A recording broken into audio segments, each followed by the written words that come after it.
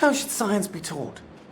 In these times of Google and Wikipedia, where any fact, so long as you know how to spell and you know the words, you don't know how to spell them, that mean you can search up what you're looking for in science and engineering, you can find out most any fact. So there is a reason to learn the words, like element, but it's silly of some educational systems to get the students to remember all of the numbers in the periodic table. Maybe the first 20 is useful, just because it gets you into the swing of them. But you don't want to be learning all 110 of them, and there's more being made all the time, the man-made ones. 92 naturals, and the rest are man-made. Learning all the numbers for these is just an exercise in taking up a student's time, wasting their time. So how should science be taught? Yes, the key words like atom, element, molecule, electricity, energy, force. These concepts definitely backed up by magnetic force, stretches, tension, compression, so that you can search the words and make science. I'm always saying to my students, hey, the reason why we teach this stuff is so that you can invent the iPhone 67, because it's on the way, history's heading that way, so that you can discover the way we're going to get through the climate crisis that's happened. We've had a lot of crises. There was a hole in the ozone layer, and then the Montreal Protocol brought a whole bunch of scientists and politicians together to deal with the hole in the ozone. When I was younger, that was the big climate crisis. And we've sorted that. Still, cancer has to be cured, and invasive fungi, viruses, COVID being a big problem. But the scientists worked on COVID, and they came up with a vaccine in brilliant time and sorted it. So there will be challenges in the future. We have to educate everybody to understand those challenges so that they can vote for the politicians that will make the changes. For instance, in Hong Kong, plastic bags used to be free, and that meant there was loads of plastic waste. Whereas now, plastic bags cost $1 Hong Kong dollar, which is about 10p in England or 10 cents American. And because of this small cost, the plastic bag usage has gone down. The amount of plastic bag rubbish has gone down.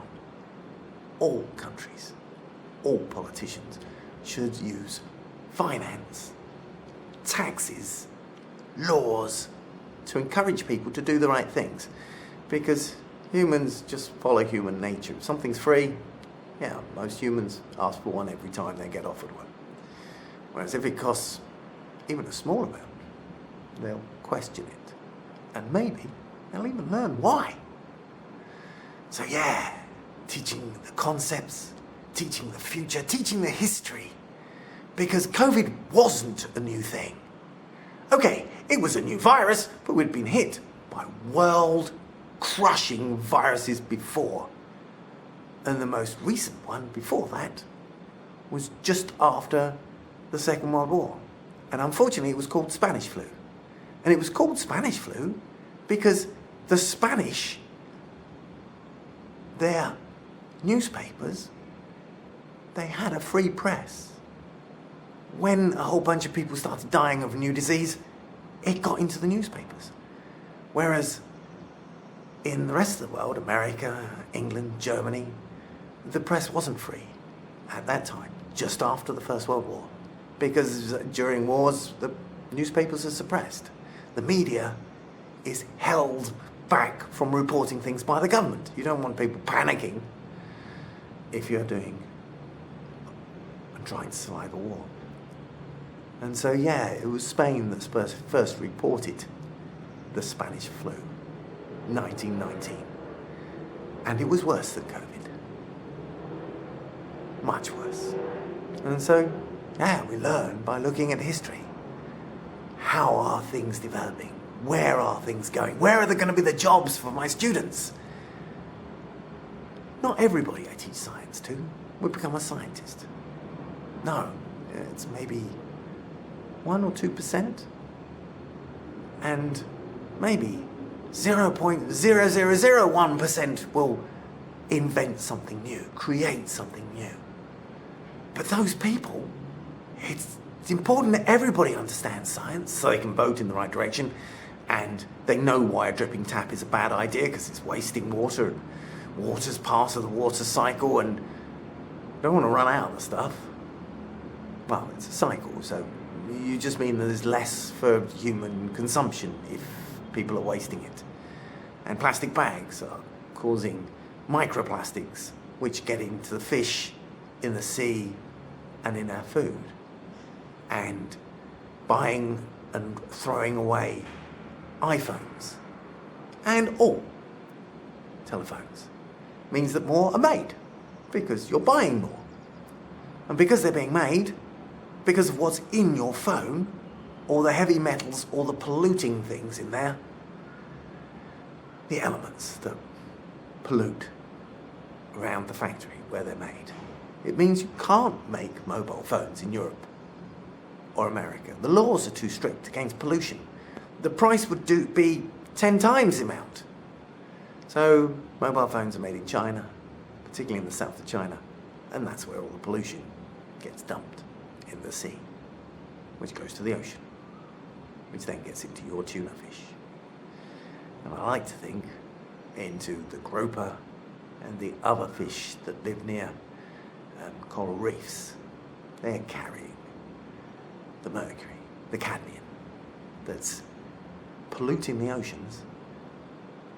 And then they get to you via dynamite fishing, because many fish, red snapper, grouper fish, many of them, not all of them, but many of them are collected by explosive fishing techniques, whereby you turn up with a ship, you throw, well, not a grenade, because grenades are more expensive, so an improvised explosive overboard explodes in the water, and all the swim bladders of the fish pop, and the fish float to the top. You just scoop them up, sell them in the markets. Yes, if your fish behind the gills, where the fish get their oxygen, if your fish has got red parts there, or there's scales missing halfway down the body of the fish, then your fish was fished by explosive means, which blew apart the coral reef. No coral reef next year, no fish next year. Damaged the environment, got rid of a whole bunch of beautiful fish, and all you did was buy the wrong fish. What can you do? Stop buying groupers and red snappers and other fish? Stop buying all fish? Well, yeah, that would work. That would stop people with coral reefs. But it's much better if scientists and engineers figure out how to farm these fish without causing harm to the environment, cheaper than going off to find an unexploded coral reef and damaging it. There's a place in Hawaii I visited where they farm seahorses. And I asked them, it's an interesting thing to do, why are you doing this? And they said, to make money. To teach other people how to do this, to make money. Because if you farm seahorses, people aren't collecting them from the wild. These people had their heart in the right place. But they weren't just trying to stop people grabbing seahorses out of the sea. Wonderful little creatures. But no, they were destroying their reason for doing it using money by growing seahorses in tanks so that it was no longer financially viable to get them from the wild. That's what scientists should be doing. This is why I teach my students history, ecology. There's the notion of 99% perspiration, 1% inspiration. I think it was Edison that said that. And he certainly used that because lots of people would say, oh, he invented the light bulb. No, he invented a light bulb wire that was slightly better than the other light bulb wires by testing every wire he could get hold of. And that's how you learn how to make things better. Light bulbs were terrible. They'd only last an hour before Edison.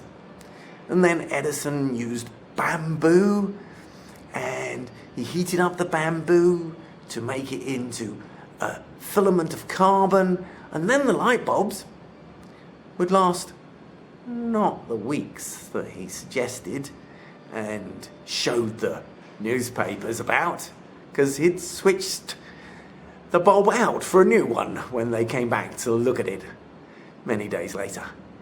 So he lied. But he had the right technique, and it was somebody else that put the tungsten into the light bulb that made the filament light bulb last thousands of hours.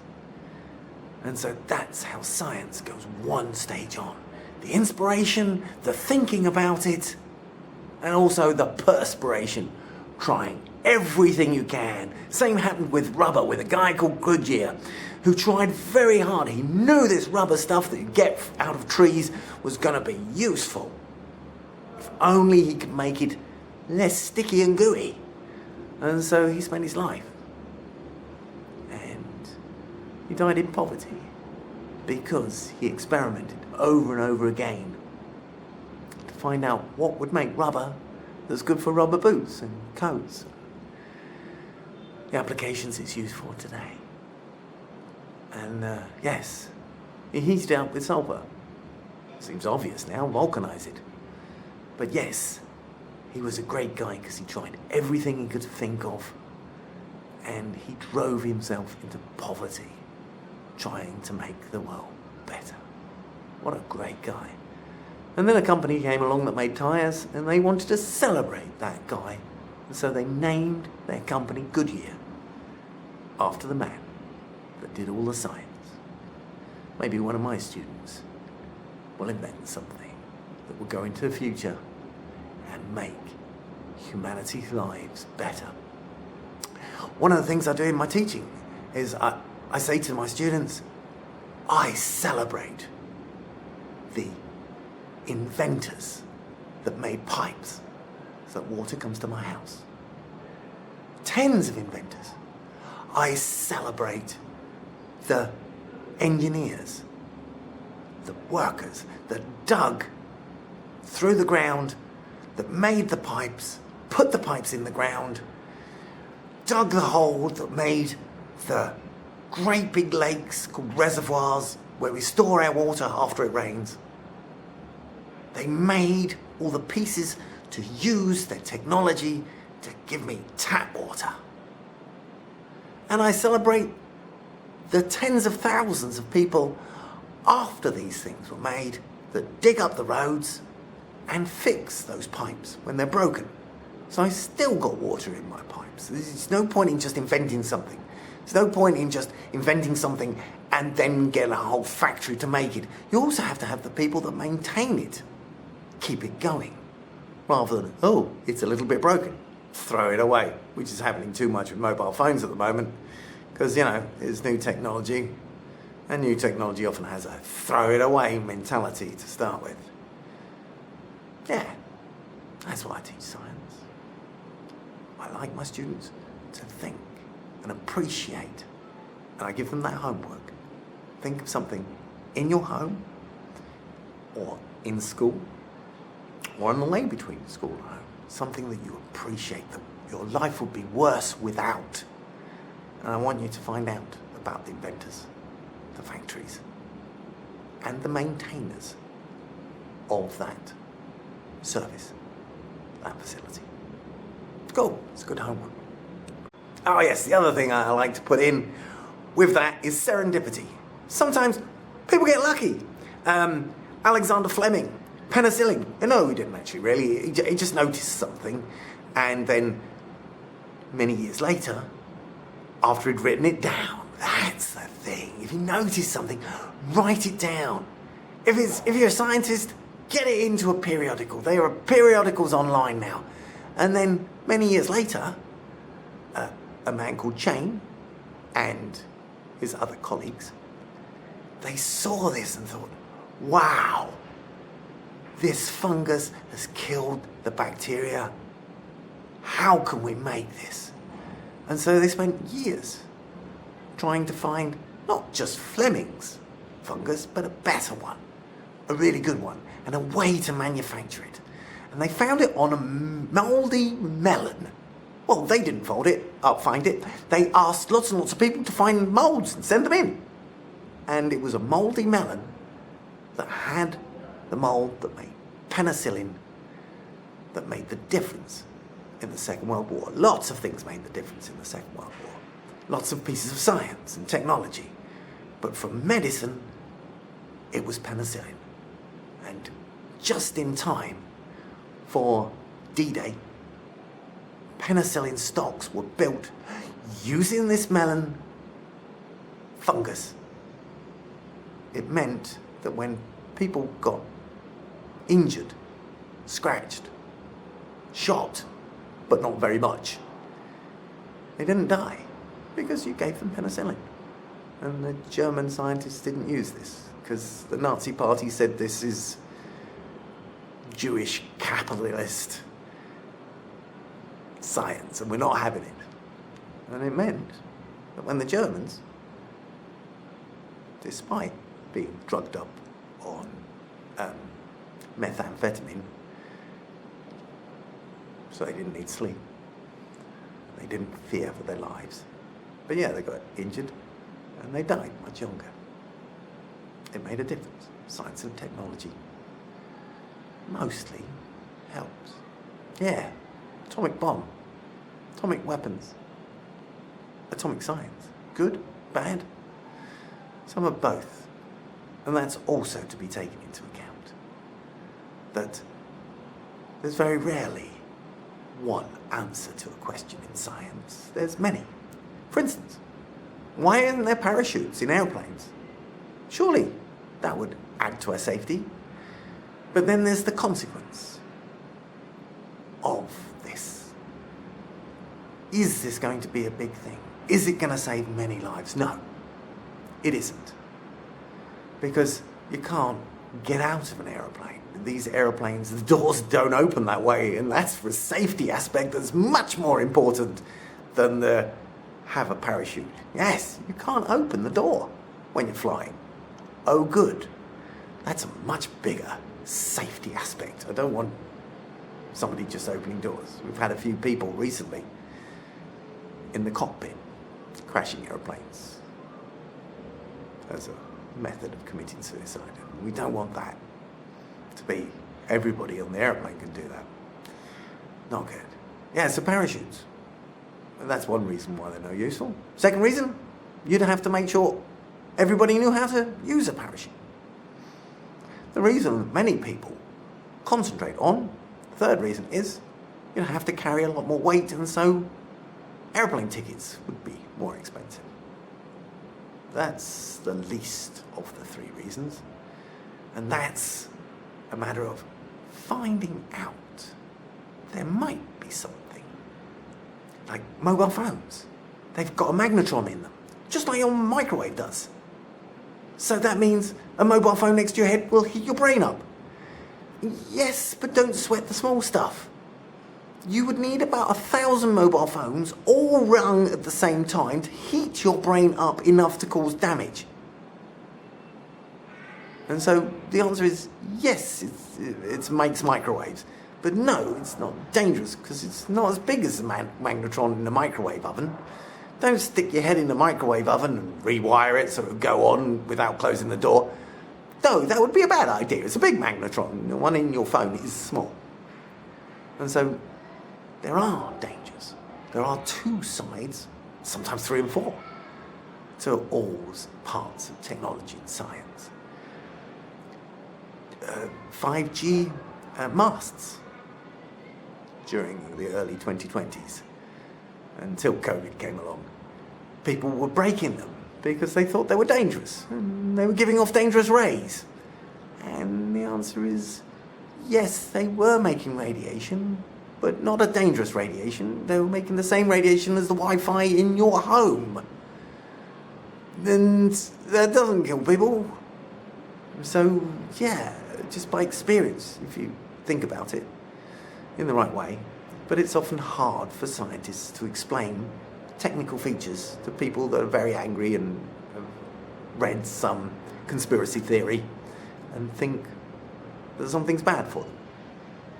And then you've got to explain to them, yes, radiation can be bad for you. Yes. Nuclear radiation, bad for you. Gamma radiation, bad for you. 5G mast radiation, no. Well, okay, if you surrounded yourself by 1,000 5G aerials strapped to your head, that would be bad for you. Yeah. Don't sweat the small stuff. Learn what is the small stuff and what's the important stuff. And, water. You need to drink water. Not enough, you die. Too much, you also die. But your body tries to stop you drinking too much. Water. Dangerous. People drown. Water. Don't worry about the dangers, because you need to drink it. And the exercise of swimming in a swimming pool far outweighs people drowning. Guns, dangerous or not dangerous? Yes, guns dangerous. More people die due to suicide and when cleaning their gun than get to use their gun to defend themselves. Basically, buy a gun, and the most likely person to get shot is you or a member of your family. Buy that gun that you just bought. So, buying a gun, even in the worst part of the USA, is a bad move. I wish they'd stop doing it. They really ought to think about it. Cool.